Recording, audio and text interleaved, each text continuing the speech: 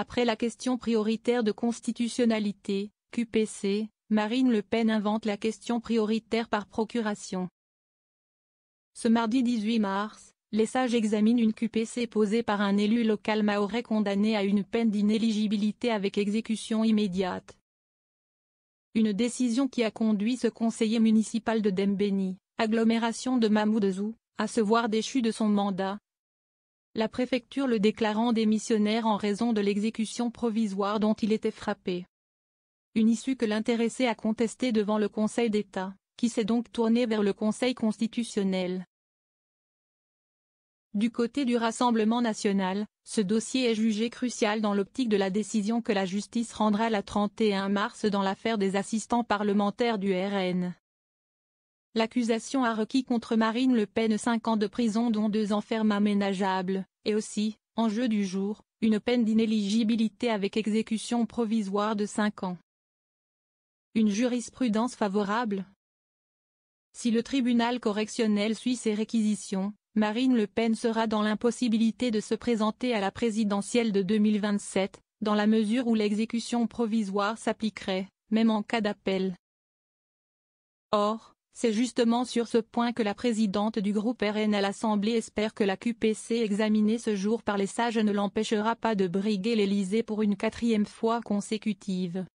Si le Conseil constitutionnel va vers la censure de la disposition incriminée par l'élu mahorais, ou à minima a de grosses réserves d'interprétation concernant l'inéligibilité à titre provisoire, cela enverra un signal clair au juge de première instance. Estime auprès de l'AFP le constitutionnaliste Benjamin Morel. Dit autrement, la décision des sages pourrait faire jurisprudence et ainsi guider le tribunal dans son verdict. C'est du moins ce que pense Jean-Éric Chotle, ancien secrétaire général du Conseil constitutionnel, cité par Public Sénat. On peut transposer.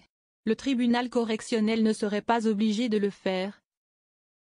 Mais il serait très fortement, juridiquement et moralement, incité à le faire, de reprendre à son compte ce raisonnement, juge ce constitutionnaliste.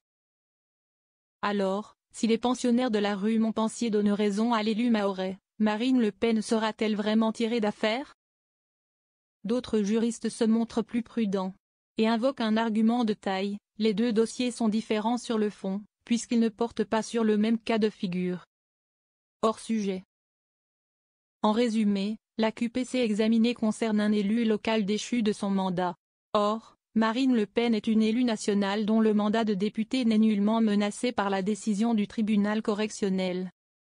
Seule sa capacité à se présenter à de nouvelles élections est remise en question, en dépit des arguments moraux que posera une éventuelle condamnation pour détournement de fonds publics.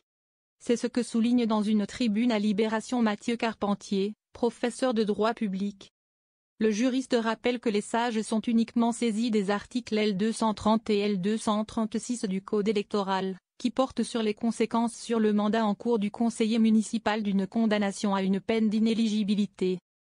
Et, qu'en cette matière, la jurisprudence du Conseil d'État est claire, le préfet a pour obligation de déclarer démissionnaire d'office le conseiller municipal condamné à une peine d'inéligibilité assortie de l'exécution provisoire. Ce qui correspond au cas de l'élu mahorais à l'origine de la QPC, mais nullement à celui de Marine Le Pen. À supposer que le Conseil constitutionnel donne raison à l'auteur de la QPC, ce n'est pas le principe de l'exécution provisoire qui sera remis en cause, mais uniquement les conséquences de cette dernière sur le mandat de l'élu local. Sa décision, quel qu'en soit le sens, n'aura donc aucune incidence sur la capacité ou non de Madame Le Pen de se présenter à l'élection présidentielle, insiste le juriste. Et si le Conseil constitutionnel décidait trop tard? Mais alors, pourquoi l'intéressé et son état-major misent tant sur l'issue de cet examen? La réponse est avant tout médiatique. Comme ce fut le cas lors de la relaxe de François Bayrou dans l'affaire des assistants du MoDem. Le RN voit dans cette QPC l'occasion d'imposer un récit public visant à faire pression sur la justice. Une stratégie consistant à resservir la fable d'une opposante empêchée de se présenter par un gouvernement des juges. Or c'est justement parce que Richard Ferrand a offert des garanties au RN au sujet du périmètre des décisions de l'institution qu'il a bénéficié du feu vert du parti Le Peniste lors de sa candidature pour la tête du Conseil constitutionnel. Quoi qu'il advienne, la chef de file du RN aura 2 versions à offrir au public.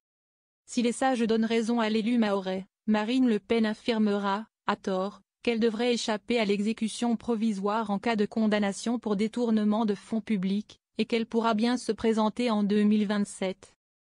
Dans le cas inverse, elle affirmera, à tort, que la démocratie est confisquée par une institution dans laquelle ne siègent dorénavant que des politiques. Sauf si le Conseil constitutionnel décide de se prononcer après le 31 mars. Théoriquement, les sages ont jusqu'au 3 avril pour rendre leur avis.